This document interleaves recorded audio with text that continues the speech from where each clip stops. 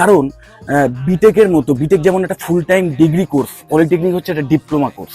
তো ডিগ্রি আর ডিপ্লোমার মধ্যে তফাৎ এটাই যে ডিগ্রি কোর্সগুলো করতে গেলে তোমাকে ক্লাস 12 মিনিমাম পাস করতেই হবে, কিন্তু এই ডিপ্লোমা কোর্স ভাই, পলিটেকনিক ডিপ্লোমা, এর জন্য কিন্তু মিনিমাম এলিজিবিলিটি সেটা হচ্ছে ক্লাস 10 পাস করতে হবে তোমাকে একটা মিনিমাম পার্সেন্টেজ নিয়ে। এবার কত পার্সেন্টেজ সেটা কিন্তু কলেজ টু কলেজ ভ্যারি করে, মানে তুমি কোন কলেজে পলিটেকনিকে অ্যাডমিশন নিচ্ছ তার উপর সেটা নির্ভর করবে।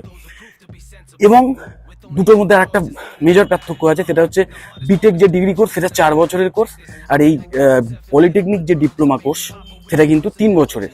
এবং অবশ্যই কোর্স ফিতেও একটা বিশাল ডিফারেন্স রয়েছে। বিটেক ডিগ্রি কোর্সগুলোর অ্যাভারেজ কোর্স ফি 4-4.5 লাখ টাকা থেকে শুরু হয়, টোটাল কোর্স ফি কথা বলছি আমি। সেখানে তুমি এই পলিটেকনিক ডিপ্লোমা কোর্স ভালো কলেজ থেকে মোটামুটি 2-2.5 লাখ অব্দি ম্যাক্সিমাম, তার মধ্যেই কিন্তু তোমার টোটাল যে